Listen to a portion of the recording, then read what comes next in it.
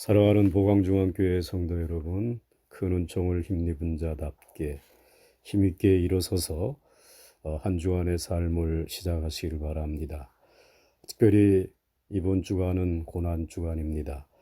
주님의 고난을 묵상하며 또 십자가의 귀한 신앙을 다시 새롭게 깨닫고 확신하면서 하나님의 백성으로서의 길을 승리하며 걸어갈 수 있기를 주의 이름으로 축원합니다. 오늘은 출애굽기 32장 30절로부터 35절까지 우리 모두가 사는 길이라고 하는 제목으로 말씀을 나누려고 합니다. 모세는 하나님께 부름을 받고 난 후에 이스라엘 백성들과 생사고락을 같이 했습니다. 그러나 성경을 보면 백성들이 모세에게 감사하기보다는 불평과 원망으로 대한 것을 발견할 수가 있습니다. 심지어는 모세가 믿었던 그의 형 아론과 누이 미리암까지도 모세를 비난하고 나섰습니다. 이 위대한 사명자 모세가 걸어가는 길은 결코 영광된 길이 아니었습니다. 그래서 한때는 하나님 진정 이렇게 하셔야겠다고 하면 차라리 저를 죽여 주십시오라고 하였습니다. 그러나 이것은 모세의 본심은 아니었습니다. 오늘 본문에 보면 모세가 시내산에 올라 계명을 받아 가지고 이스라엘 진중에 내려왔을 때 모세를 모략하던 이들과 그의 형 아론이 결탁을 해서 우상을 만들었습니다. 금신상을 만든 것입니다.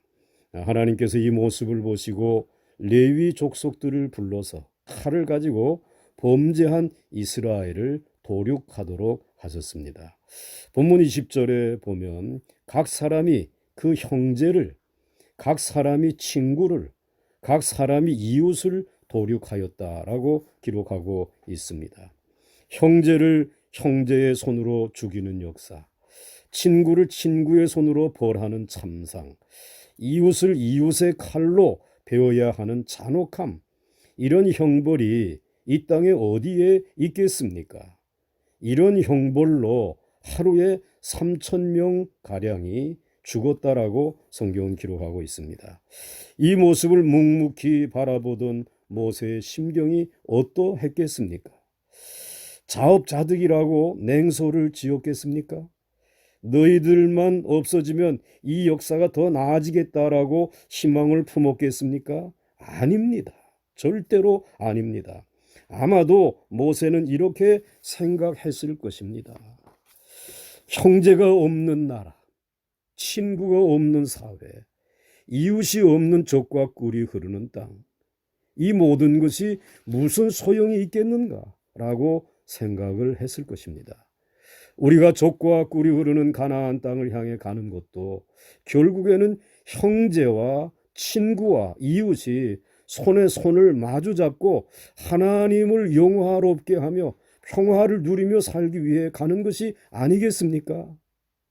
그래서 모세는 비장한 각오를 하고 다음 날 하나님께 나아갔습니다. 그리고 심히 마음이 슬프다고 하나님께 고백했습니다.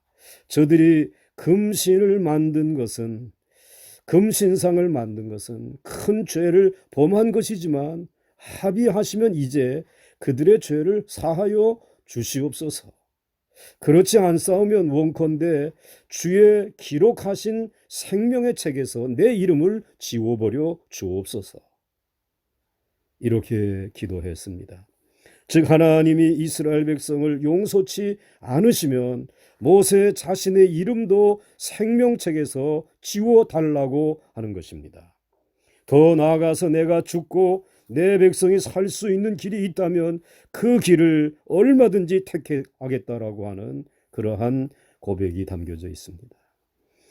이것이 바로 하나님의 일을 충성스럽게 감당하는 일꾼들의 모습입니다.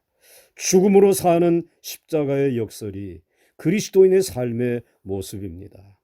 하늘의 밀알이 땅에 떨어져 썩어짐으로만 많은 열매를 맺게 되는 기독교의 신비가 바로 여기에 있는 것입니다.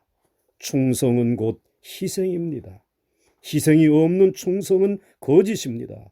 그래서 주님은 죽도록 충성하라. 그리하면 생명의 면류관을 네게 주리라. 요한계시록 2장 10절에 말씀하고 계십니다. 모세는 생명책에서 자기의 이름이 지워지는 희생을 치르고서라도 자기의 백성을 살려야겠다고 하는 것입니다. 바로 이것이 충성스럽게 사는 그리스도인의 모습입니다. 사명자의 모습입니다. 죽어야 삽니다. 잃어버려야 얻습니다. 희생이 있어야 사랑이 꼽힙니다. 십자가가 있어야 부활이 있다는 말입니다. 옛날에 어떤 왕자가 희귀하고 아름다운 새를 선물로 받았습니다. 새 이름을 트위라고 짓고 황금 새장에 넣어 주었습니다. 그러나 새는 번쩍이는 황금 새장을 보고도 기뻐하지 않았습니다. 새는 왕자에게 자유를 달라고 간청했습니다. 그러나 왕자는 새를 너무나 좋아했기 때문에 도저히 놓아줄 수가 없었습니다. 그러자 트위는 왕자에게 숲에 있는 자기 가족들을 찾아가셔서 비록 세정에 갇힌 몸이기는 하지만 아직도 살아있다라고 하는 소식을 전해달라고 부탁을 하였습니다. 왕자는 숲으로 가서 그들에게 소식을 전했습니다. 왕자의 말이 끝나자마자 트위의 여동생이 나무 위에서 땅으로 툭 하고 떨어졌습니다.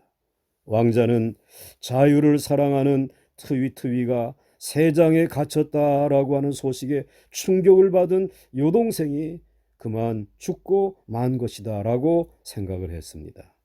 슬픔에 잠긴 왕자는 궁전으로 돌아와서 트위에게 그녀의 여동생이 죽었다고 하는 슬픈 소식을 전해 주었습니다. 그러자 트위도 자기 여동생과 똑같이 기절하더니 세장의 바닥에 떨어져 버렸습니다.